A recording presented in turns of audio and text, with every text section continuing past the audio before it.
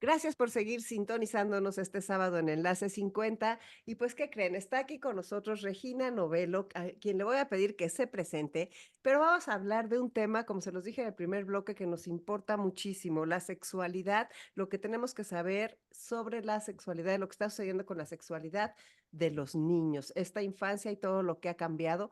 Y también hablaremos un paso de la sexualidad de nosotros, las personas mayores. Hablaremos un poco. Bienvenida, querida Regina, ¿cómo te va? Muchísimas gracias, Concha. Muy contenta de estar aquí. Pues me presento, soy Regina Novello, soy bióloga de carrera y posteriormente estudié para ser educadora sexual y educadora sexual infantil. Pues la mayoría de los años de mi carrera, 24 años, ¿no? Me he dedicado sobre todo a la sexualidad infantil. Soy terapeuta breve. ¿Qué más te puedo decir? Soy coautora de 5 cuentos infantiles, de la serie de Ati, el dragón de las estrellas, y de un libro con un súper tema que es Tu hijo a un clic de la pornografía, ¿no? ¿Cómo está afectando la pornografía a nuestros niños, niñas y adolescentes? Pues me parece interesantísimo todos los temas que manejas y pues no te va a escapar de la pregunta que hacemos en Enlace 50 a nuestros invitados. ¿A ti qué te han enseñado los años, Regina?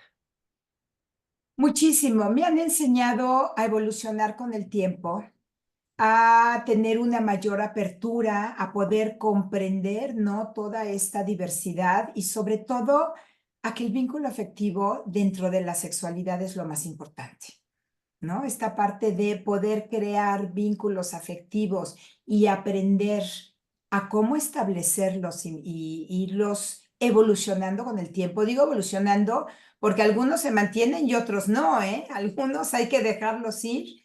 Creo que ha sido lo que más me ha dejado estos años. Qué bien, qué bien. ¿Y tú eres mamá, eres abuela? Correcto. Entonces estás como en contacto con varias generaciones, además de tu profesión y de toda tu actividad. Antes de entrar al aire, yo te estaba platicando y tú me decías, es que la hipersexualidad de las infancias es un tema muy interesante.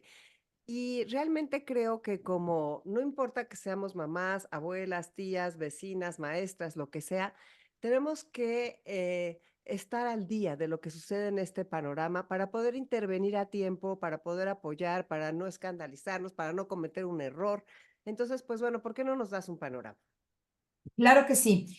Creo que todos estamos de acuerdo en que hoy hay una información que está ahí para nuestros niños y niñas, ¿no? Es decir, hay una hipersexualización. ¿Por qué? Pues porque están viendo videos en YouTube, porque la moda los está hipersexualizando, la misma sociedad, porque hay videojuegos que los están llevando también a eso, canciones, es decir, por donde voltees a través de la sociedad, a través de todo lo que los niños y niñas están en contacto, hay una hipersexualización. El cómo se vive la sexualidad es un reflejo de la sociedad en la que vivimos. O sea, tú te imaginas hace 30 años, 40 años, una canción como la que hoy escuchamos, un reggaetón como el que hoy estamos escuchando. Sí, como el tipo de canciones del reggaetón que escuchamos. Ujú. Por supuesto que no, ¿sí? ¿Por qué? Porque todo esto va siendo un reflejo de la sociedad en la que estamos. Entonces, hoy tenemos una sociedad hipersexualizada en donde ya le estamos preguntando al niño de kinder quién le gusta, quién es su novia, si ya dio un beso. Dices, ¿por qué los estás sexualizando? Son niños, pregúntale qué le gusta, si le gusta la pelota, el baile, las muñecas, lo que sea, ¿me explico? Pero no podemos hacer de un lado el que esto se está dando. Entonces, ¿qué nos ha pasado? Que cada vez estamos observando conductas sexuales a edades más tempranas. Y llega un momento en que ya no sabemos qué es adecuado, qué es esperable y qué no es esperable en ese momento de vida, ¿no?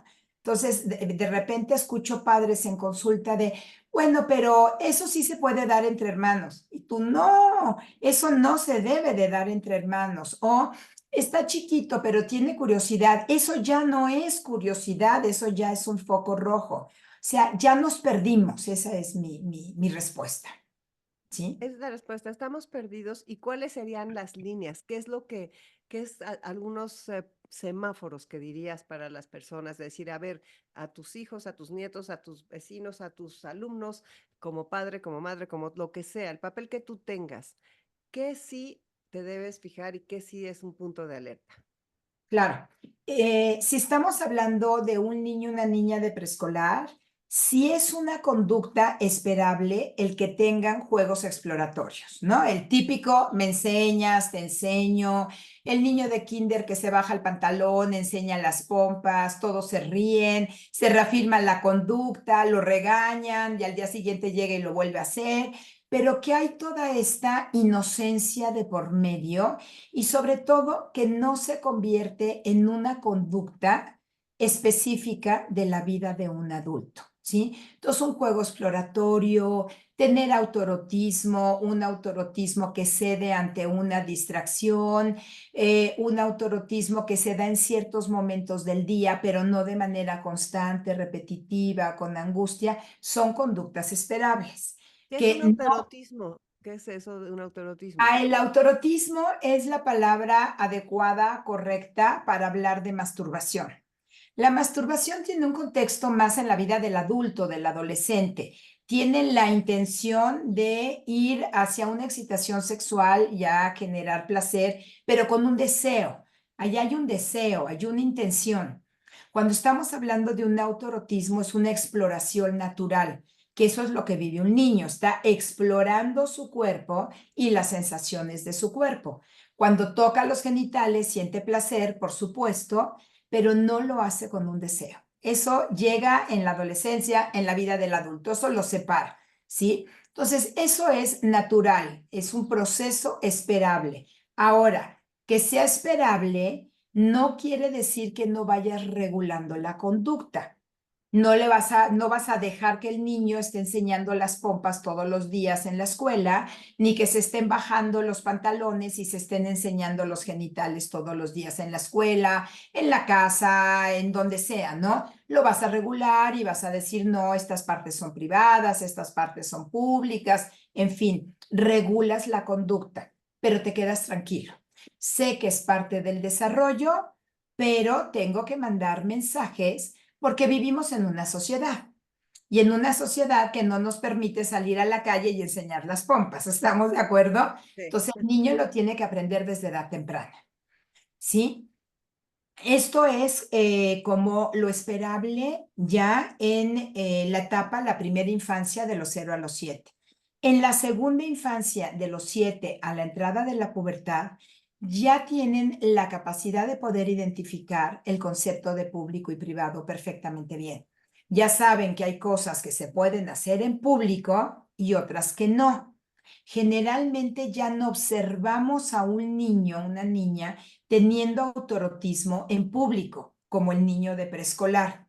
Ya el de primaria, su principal interés es sociabilizar, ya entiende lo público y lo privado, si lo hace en su cuarto, en su baño, en el momento de bañarse, ¿no?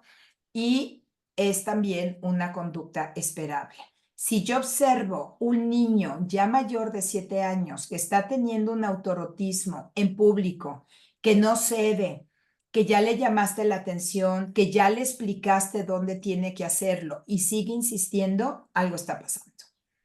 Desde ansiedad, por lo que sea, porque está en una situación inadecuada en la escuela, vive violencia dentro de casa, hasta, junto con muchas otras situaciones, un abuso sexual, ¿sí? O sea, puede ser un indicador, no siempre lo es. Entonces, esto es como el parámetro. Ya la pubertad, ya hay deseo, ya hay intención, ya es otra cosa. Ahora, ¿cuáles son las conductas que nos tienen que llamar la atención? Sí. Las que son de la vida del adulto y que el niño no tendría cómo tener información sobre eso y sin embargo está llevando a cabo esa conducta. Ejemplo, y voy a ser específica, solicitud de sexo oral. ¿De dónde va a sacar esa información? Claro. ¿No? O sea, no es que llegue a su mente un día mágicamente y diga, vamos a hacer esto, Sí. Sobre todo cuando los genitales en ese momento de la vida significan el, ay no, qué horror, fuchi, allá hay pipí, ¿no? Entonces, cuando un niño solicita sexo oral, y lo digo tal cual como lo dicen ellos, chúpame el pene, chúpame la colita, chúpame la vulva, sí, lámeme, entonces quiere decir que han estado expuestos a algo. ¿Qué puede ser esa exposición? Otro adulto o adolescente, porque el 50% de los abusadores cometieron su primer abuso en la adolescencia, o sea, sí hay adolescentes abusadores. Siempre tenemos la imagen de el señor grande, como dicen, rabo verde. No es cierto. Puede haber un adolescente que cometa un abuso, entonces puede estar en contacto con alguien, puede estar observando algo, algún video inadecuado, pornografía, etcétera, o algún niño llevó a cabo ese juego con él y él lo está repitiendo, ¿sí? Otra conducta que nos tiene que llamar la atención es cuando hay movimientos sexuales, tal cual, que de repente observes un niño que tenga otro niño encima y que esté haciendo un movimiento sexual. Te pongo un ejemplo. Una vez me tocó en consulta una chiquita que decía que su prima se rascaba su colita con la suya, ¿no? Y la mamá así de, es que yo no estoy entendiendo qué me dice, por favor, habla con ella. ¿A qué se refería? A que la prima la colocaba panza para arriba, ella se colocaba arriba y hacía así. Y la chiquita lo traducía como se rasca su colita con la mía. No se estaba rascando, estaba imitando un movimiento sexual. Los niños no imitan movimientos de penetración, a menos, vuelvo a decirlo, que lo hayan visto o lo hayan vivido. Y la último punto, la tercera conducta que nos tiene que llamar la atención es cuando hay penetración con objeto o dedo en vagina o en ano. Es muy diferente que se rascó el ano porque tenía comezón, se tocó la vulva porque tiene una infección y tiene comezón y se la tocó, a que haya una introducción. Incluso cuando hay introducción de objeto o dedo en boca haciendo un movimiento sexual, no que se esté mordiendo el crayón, el plumón, no, que estés observando un movimiento sexual puede llegar a ser un foco rojo, ¿sí? Bueno, son 3 puntos interesantísimos. ¿Cómo no romper la comunicación con ellos y cómo observarlos? O sea, ¿en qué estar atentos? O sea, ellos, viendo eso, ¿no? Estando atentos. Pero, qué importante, cómo poder hablarlo, o no se habla, o cómo se o vamos No, no, no, aprendiendo a claro, conocerse. porque cuando tú observas eso, obvio, tu primera reacción es de shock, porque dices, ¿por qué un niño chiquito está teniendo una conducta de adulto? Y esa es la primera pregunta, ¿no? ¿Dónde lo vio o dónde lo está viviendo y con quién lo está viviendo? Porque no es lo mismo, lo está viviendo con el compañerito que también es de kinder, que lo vivió a lo mejor con un adolescente o un adulto, a de primera mano lo está viviendo con un adulto o con un adolescente o lo están poniendo o está en contacto con pornografía. O sea, los efectos pueden ser distintos, ¿sí? ¿Por qué? Porque obviamente si lo está viviendo con un adulto, pues es una conducta de abuso, es un abuso sexual.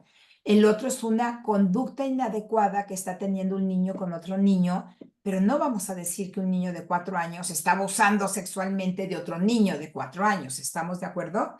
Porque Claro. no hay la intención, no hay la alevosía, no hay la ventaja, no hay el conocimiento, nada, ¿no? Entonces, lo primero que hay que hacer, y este es por favor un súper consejo, papás, maestros, tías, abuelas, abuelos, adulto, que tú observes una situación así, y sé que es muy difícil lo que voy a decir, es guardar la calma. ¿Por qué? Porque si yo pierdo la calma y empiezo a pegar de gritos, ¿no? ¿Cómo es posible? ¿Qué están haciendo? Vete de aquí. No. ¿Qué es lo que va a hacer? El niño va a empezar a sentir mucho miedo. Y cuando un menor siente miedo, ¿Qué hacemos cuando sentimos miedo ante el regaño del otro? Guarda silencio para siempre, tal vez. Guardas silencio, te echas para atrás. Ya se enojó mi mamá, ya se enojó mi maestra, me van a acusar en la casa, mi abuelo ya se puso medio loco, entonces guarda silencio. ¿Y de qué información te estás perdiendo? ¿Cómo se inició ese juego y quién lo inició? Entonces, ¿qué es importante? Guardar la calma, respiras, tomas tantita agua, suspendes el juego. Oigan, no, mis amores, ¿saben qué? A esto no se juega. Oigan, ¿quién inició el juego de los dos? No, pues fíjate que fue Pedro. Ok, Pedro, oye, ¿con quién más lo has jugado, Pedro? Platícame, por favor. No, pues lo jugué con mi primo, Joaquín. Y platícame, ¿en qué año va Joaquín? Va en segundo de secundaria. Ya tuviste un dato importantísimo. Sí. Muy difícil guardar la compostura, pero el regaño les hace sentir vergüenza. La vergüenza y la culpa te hacen callar y te pierdes de la información valiosísima de dónde se inició este juego. Sí. Qué importante, qué impresión. A ver, se me viene una pregunta. ¿Qué pasa si te encuentras a unos niños jugando al doctor? O ya no juegan al doctor, no tengo idea. Porque eso era Claro, que juguemos al doctor. claro. Esto en la primera infancia se llama juego sexual infantil. ¿Por qué? El niño, la niña necesitan aprender a vivir en sociedad. Qué tarea tan difícil, ¿eh? Todo. Imagínate todas las reglas sociales que has aprendido, ¿sí? O que aprendes durante la infancia. No empujes, no corras, siéntate bien, come con la boca cerrada, haz fila, no grites, todo lo que tenemos que aprender. El niño o la niña, para poderlo aprender, imitan la conducta del adulto. Entonces, ¿a qué van a jugar? Y eso se llaman juegos sexuales infantiles, a lo que observan de la vida del adulto, lo que observan, no lo que es privado de la vida del adulto, que quede claro. Entonces, ¿a qué van a jugar? Al doctor y a la doctora. ¿Y qué van a hacer? Lo que el doctor y la doctora hacen. Igual puedes encontrar un niño oyéndole el corazón al otro, bajándole el pantalón y observándole los genitales como lo hace el pediatra a la pediatra. Los puedes encontrar jugando al maestro, ¿no? Incluso, y esto es importante decirlo, pueden tomar papeles del distinto género. Puedes encontrar un niño jugando a ser la maestra, porque en el kinder tiene maestras, no maestros en general, ¿no? O puedes encontrar a la niña jugando a ser el príncipe que va a ir a darle un beso de amor a la princesa. Y como no hay más que dos niñas jugando, pues una toma el papel del príncipe y el otro de la princesa. Y se pueden dar un beso en la boca, pueden jugar a ser novios, a ser esposos, a que el niño está embarazado, el niño, y se ponga un cojín debajo de la ropa, incluso que lo veas amamantando a un bebé. Esos son juegos sexuales infantiles esperables a la edad. Están aprendiendo a vivir en sociedad. Por eso juegan a la comidita, a la escuela. No, vamos a una juguetería y observa los juguetes, ¿no? Sí, entonces todos esos puedes estar en paz. En paz, en paz. ¿Qué pasa si de repente te enteras de que en la escuela hubo una falta de cuidado en los baños, por ejemplo? ¿Qué exigir de la escuela o del kinder o de, no sé, para que atiendan bien a los niños? ¿En qué te debes de fijar para no recibir una sorpresa? Un punto importantísimo. Las escuelas deberían de tener políticas de información y protocolos de acción para la prevención del abuso sexual. Y no se trabaja en muchas escuelas. ¿Y cuál es el problema? Que los maestros o los docentes, algunos, no están capacitados en el área. Y hoy, con todas estas conductas que no son esperables que estamos observando, no saben qué hacer ante ellas, no tendrían por qué saberlo. Por eso es importante el poderlos capacitar. Entonces, tiene que haber políticas que permitan que ese lugar, esa escuela se asegura. Por ejemplo, una vigilancia en los baños, ¿sí? Ver que entre uno por uno al sanitario, que salga, que se laven las manos, que no se queden jugando dentro del baño, que no se convierta en un espacio en donde se pueda llevar a cabo un juego sexual ya no adecuado. O sea, ya un juego como los que mencionamos que no son esperables en ese momento. Cuestiones tan sencillas como reglas del 2-1, es decir, dos maestros, un niño, dos niños, un maestro, en el momento en el que están yendo de un lugar al otro, por ejemplo, ¿no? No uno a uno, porque uno a uno es más fácil que las cosas puedan suceder. Entonces, hay ciertos protocolos y ciertos consejos que debe de haber dentro de las escuelas para disminuir la probabilidad de que dentro de una institución se lleve a cabo una situación de abuso. Sí, eso también va para los clubs, por ejemplo, para las clases en la Claro. tarde, para todos los lugares donde están quedándose los niños. ¿Qué conductas hacen los niños cuando sufrieron un tipo de abuso o alguna agresión? ¿Cómo los notas? ¿Qué podrías decir? Ah, ¿le habrá pasado algo? Pueden ser numerosas, ¿no? Puede a veces ni siquiera haber una conducta que tú puedas esperar, pero la más frecuente, sobre todo en los niños de preescolar, en los de 0 a 7, es que repiten la conducta que vivieron. ¿Por qué la repiten? Porque el cuerpo no está listo para sentir lo que sintieron. O sea, a ver, hay terminaciones nerviosas en los genitales. El pene tiene terminaciones nerviosas, la vulva tiene numerosas terminaciones nerviosas, ¿no? Y cuando son estimulados de una manera que obvio no es adecuada en ese momento de vida, se genera una sensación de placer para la cual el cerebro, el cuerpo de un niño no está listo. Entonces, eso le genera ansiedad, angustia, no lo logra acomodar y entonces repite la conducta con otro niño, no porque se haya convertido en un abusador. Esto es bien claro, no es un abusador, es porque no ha entrado en un proceso de terapia que le permita sanar eso y poder comprender que sí y que no en ese momento de su edad. Y entonces lo repite. Como hacemos los adultos, Concha, ¿qué pasa cuando a ti te está angustiando algo? Lo hablas, lo repites, le hablas a la amiga y le dices, no, es que, ¿qué crees? Mira, lo último que me pasó fue, ¿no? Y te vuelves a encontrar a alguien, ¿no? Bueno, hablemos de la pandemia, de qué hablábamos todos en la pandemia, Sí, de lo que nos estaba sucediendo.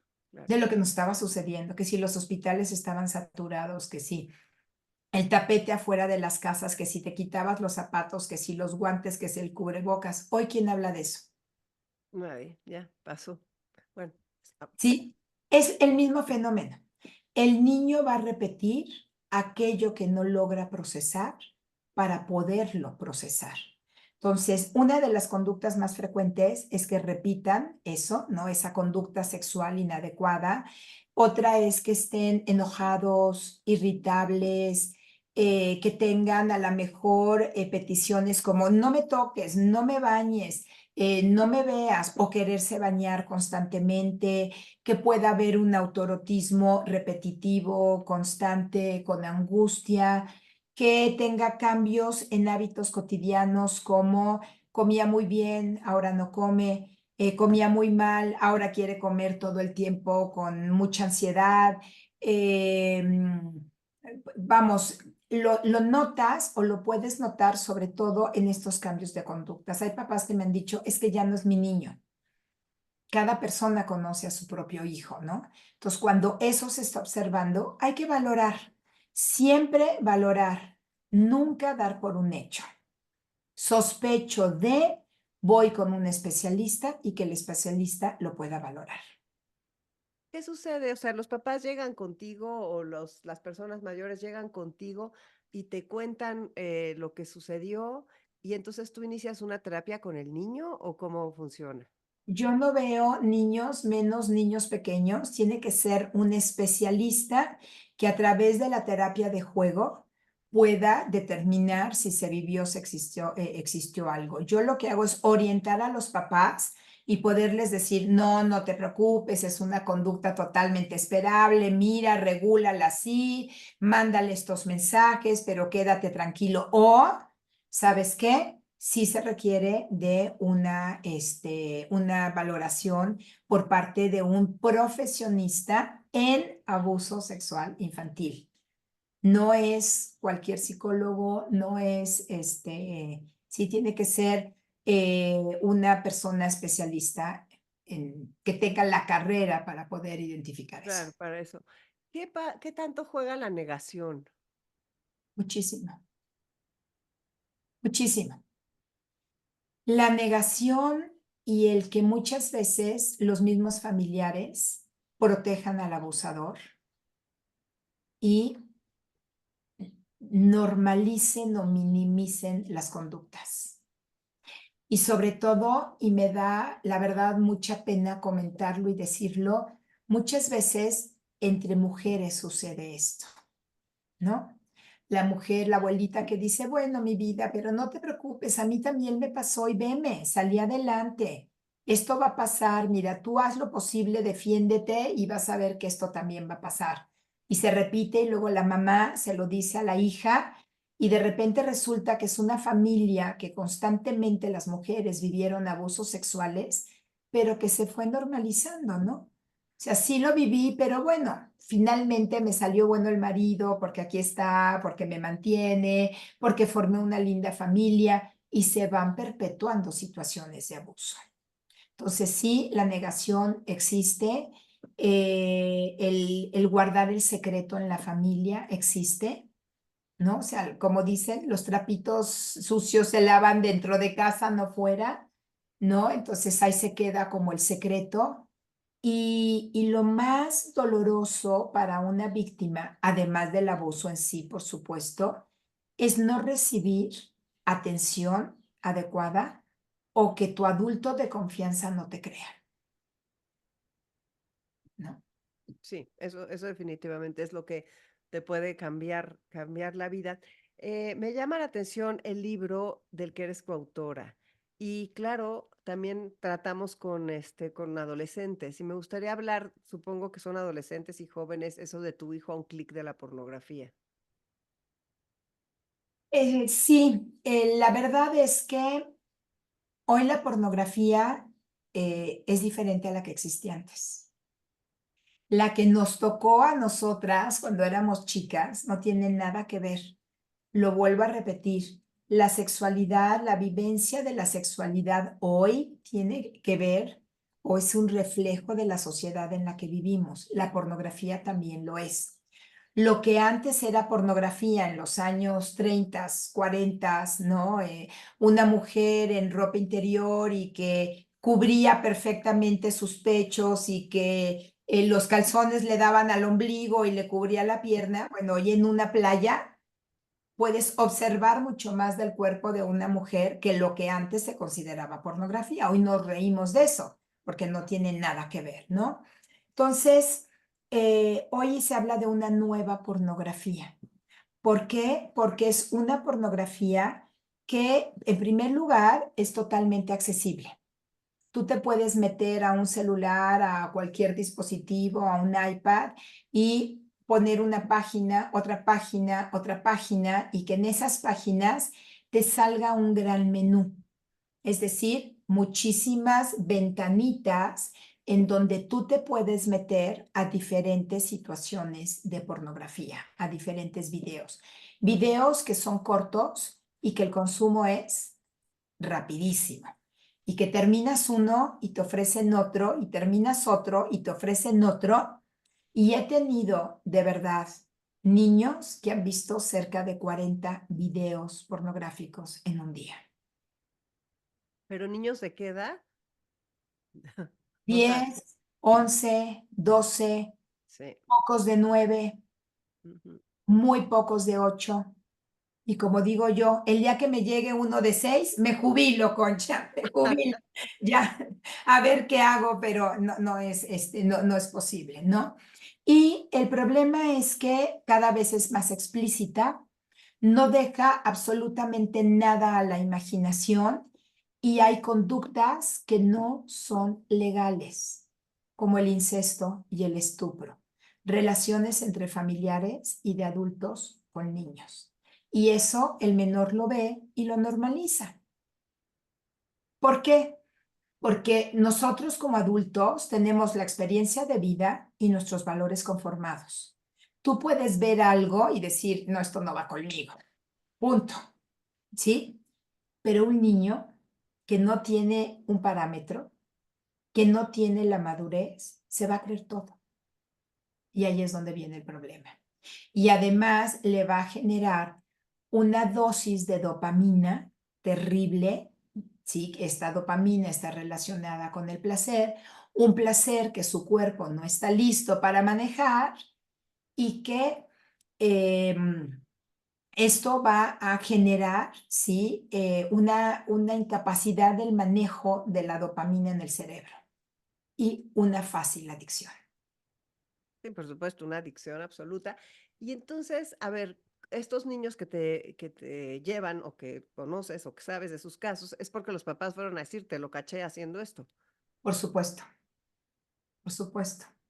Y entonces, yo creo que el otro día, conocí a una persona que me dijo, es que están acusando a mi hijo en el colegio de que les enseñó no sé qué tantos videos. Y estaba pues traumada porque todos los papás o sea, se le echaron encima, es una mamá muy cuidadosa, o sea, no es una, ¿no me entiendes? Esas cosas que suceden y que nunca sabes quién le habrá enseñado a él. ¿Qué recomiendas en estos casos? Porque todos podemos ser las víctimas de que un nieto acusado, un sobrino, o qué sé yo, y que además está inmerso en esa pornografía que a qué hora ves, qué ven, o sea, porque pueden verla en el Claro. baño, o sea, en su cama, antes de dormir. Exacto. Lo primero creo que como papás, como adultos, tenemos que ser compasivos con las situaciones. ¿Por qué? Porque nadie está exento de que eso pueda suceder dentro de su hogar. Había una mamá que me decía, soy mamá presente, dejé de trabajar, cuido constantemente a mis hijos. Me dice, Regina, me metí a bañar. Ni modo que no me bañe, ni modo que meta a mis hijos, los amarre en la regadera mientras yo me baño para que no hagan nada. A ver, la pornografía está a un clic de distancia. Te puedes bajar o irte a la cocina, preparar el desayuno, meterte a bañar, ir al súper, salir con un amigo, una amiga, con tu pareja, lo que sea, ¿sí? Y si no es en tu casa, es en casa del vecino, y si no es en casa del vecino, es del primo, y si no en la escuela, En y el esto va a camión del suceder. colegio, donde sea. Exacto, en el club, en el camión del colegio. Entonces, lo primero es ser compasivo y no tomar esta actitud de rechazo a ese niño que finalmente está siendo víctima. Porque, a ver, él no puso la pornografía allí. Quienes ponemos la pornografía al alcance de los niños somos, bueno, no digo somos, no me incluyo, son los adultos o ciertos adultos. ¿Y qué es lo peor de todo? Que esas fantasías sexuales de esos adultos son las que están ahí y las están consumiendo las infancias. Y les está cambiando la manera de percibir y de comprender lo que es la sexualidad. Los está alejando del vínculo. La pornografía te aleja del vínculo. No te muestra el amor, no te muestra el mutuo acuerdo, no te muestra el consentimiento, el cuidado, la responsabilidad, la corresponsabilidad. Es decir, todo aquello que tú quieres que tengan los menores como valores, se va para afuera. La pornografía los expulsa. Entonces, vuelvo a repetir, cuando un niño está siendo víctima de ver pornografía, esto tiene consecuencias como las consecuencias de un abuso y va a tender a compartirla para poder acomodarlo. No por malo, no por perverso, no por... Es una llamada de auxilio, es un voltear y decirte, Concha, estoy viendo esto, por favor, velo, porque quiero que luego tú y yo platiquemos sobre esto que estamos viendo, ¿sí? ¿Y qué se Entonces, puede hacer? ¿qué hay que hacer? Por favor, ahí sí, yo te lo recibo con todo gusto, trabajar con esos niños para poder Yo lo digo, claro que no es tan así, resetear ese cerebro, poderle explicar lo que sí es la pornografía, desde decir es una actuación, no es real, hay un setting, hay un director de cámara, hay un luces, cámara, acción, suba la pierna, baje la pierna, levante el brazo, volteese para acá, ¿sí? Y el que puedan entender que eso no es la sexualidad, que eso no es en la vida real, que está sobreactuado y sobre todo que está alejado del vínculo afectivo. Cuando lo entienden, cuando tú le dices a un menor, es que lo que viste es una actuación, desde ahí es cuando quitas esta idea, ¿no? Había una chiquita que me decía, es que yo no quiero hacer todo eso cuando sea grande. Yo, mi amor, es que no tienes que hacerlo, ¿sí? Cada quien va a decidir, en primer lugar, ya cuando seas grande decidirás si quieres o no tener una relación sexual. Pero se les queda esta imagen de cuando yo crezca, voy a tener que seguir este guión que aprendí aquí y que por supuesto está muy lejos de la vida real, ¿sí? ¿Cómo hay algún truco o alguna pista para cachar que tus menores queridos están metiéndose a pornografía? Generalmente la relación con el dispositivo, sobre todo el celular, es muy cercano. Se te pierde, me refiero el niño, la niña, se meten al baño, a su cuarto, se encierran, se pasan horas con el dispositivo, en la noche se despiertan. Los porcentajes dicen que entre las 12 de la noche y las 4 de la mañana, cuando tú estás dormido, es el horario en el donde más frecuentemente se meten a ver este tipo de contenido o se ponen en contacto con un extraño para hacer grooming, es decir, para caer en situaciones de grooming. Un adulto, un adolescente, ya adolescente, casi joven, que los engaña, los seduce y empiezan a caer en situaciones sexuales, ¿sí?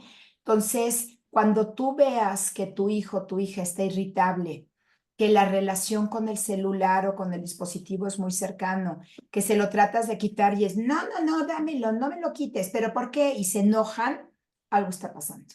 Ese sería como mi consejo. Cuando estamos en la terapia, que logramos que el niño o la niña dejen de ver el dispositivo, que pierdan este contacto cercano, no sabes lo que me comentan en el momento que les digo, oye, ¿qué volviste a hacer ahora que dejaste el celular? No, bueno, de verdad los escuchas y dices, volví a jugar con mi hermanito, me salí con la pelota a jugar básquetbol, volví a cocinar con mi mamá, ya no le rompo su casita de Barbies a mi hermanita y mejor me siento a jugar con ella. Volví a pintar, volví a cantar. Regresan a lo que eran antes de ser niños. Cuando veas que tu hijo, tu hija está perdiendo todas estas actividades que amaba, que hacía, para ahora estar encerrado con un dispositivo, aguas, ¿sí? Pues sí, qué interesante y qué importante. Y entonces nosotros como personas mayores, o sea, el estar informadas me parece fundamental porque de repente estamos en otro planeta en el sentido de que pues como ya no tenemos esa convivencia como la que tienen las mamás o la que tienen los maestros, ¿no? O los papás y los profesores. Entonces, el estar informados a mí me parece el primer paso. Correcto. El investigar todo lo que necesitemos investigar sobre el tema, el estar atentos y el encontrar la forma de comunicarlo, porque hay muchas personas mayores, me refiero de nuestro vuelo de 60 en adelante, no sé si tú ya tienes 60, ¿no? ¿O sí? No, sí, sí, sí. Perfecto. Bueno, las personas que muchas veces estamos al cuidado, ¿cuántas personas oyes que están al cuidado o de sus nietos o de otros niños? Entonces, sí hay que estar al día, hay que saber qué es lo que está sucediendo en el mundo. Claro, y sobre todo tener cuidado con los dispositivos. Si va a utilizar, si ya decidiste que utilice el dispositivo, ¿no? Que bueno, hay cierta edad en la que no le corresponde, pero si ya lo decidiste, procurar que sea el menos tiempo posible, checar qué es lo que está viendo, ¿sí? Si está en redes sociales, si está jugando video. Hay videojuegos que se juegan en línea y que a través de ahí un adulto o un adolescente ya joven se puede poner en contacto con ellos y caer en situaciones de riesgo. Por ejemplo, eso mucha gente no lo sabe. Tú dices, está jugando un videojuego, súper tranquilo en su cuarto encerradito. Ay, qué padre, no me está dando lata. Pero resulta que está en comunicación con un adulto extraño, porque está jugando en línea, ¿no? Entonces, hoy los videojuegos se pueden jugar en línea, antes no. Entonces, eso también es un punto importante, ¿no? El estar informados, el que si va a estar con un dispositivo, que sea en un lugar visible, la sala, el comedor, donde tú pases, ¿no? Veas así, des una vueltita, cheques, te intereses. Ay, a ver, enséñame, ¿qué estás haciendo? ¿Qué estás viendo? Porque también, y no lo podemos negar, cuando tú sabes que allá hay una mirada externa sobre de ti, te contienes, ¿no? Sí, pues sí. Sí, te cuidas. Entonces, en un lugar público, no que se encierren. Ese sería mi primer consejo. Y no celulares a la hora de dormir. Se queda fuera. Me entregas el dispositivo. Siempre. Sí, pues sí, definitivamente. Entonces, pues sí, que muchas gracias, Regina, por todo lo que nos enseñaste. Nada más me gustaría, si les puedes dar un último mensaje a las personas mayores que nos están escuchando, los de 50 en adelante, que es este programa. Claro que sí. Yo creo que lo más importante es no tenerle miedo a lo nuevo que hay. Conocer, conocer, así como aprendiste a utilizar el celular y ya sabes subir fotografías y tener un grupo de WhatsApp y toda esta maravilla que nos ha traído la tecnología, informarnos en qué están nuestros jóvenes. Y si tienes el papel de un abuelo cuidador, de un abuelo, una abuela que de repente está ahí apoyando a los hijos con los nietos, creo que el saber que hay, cuáles son los peligros para que de alguna manera puedas tú checar lo que están haciendo es muy importante y enseñarles la otra parte. Y la otra parte es establecer ese vínculo afectivo y que sepan que dentro de casa de los abuelos se puede cocinar, se puede cantar, se puede dibujar, se pueden leer cuentos y que no solamente es la tecnología, ¿no? O sea, tú métete a conocer la tecnología como adulto, pero llévalos también a los básicos que vivíamos antes. Me parecen grandes consejos. Pues muchísimas gracias por haber estado aquí con nosotros en Enlace 50. Y si alguien quisiera localizarte, ¿dónde? En mis redes estoy como EduSex Integral o con mi nombre Regina Novelo. Perfecto, Regina. Pues muchas gracias y hasta la próxima. Muchísimas gracias a ti. Saludos.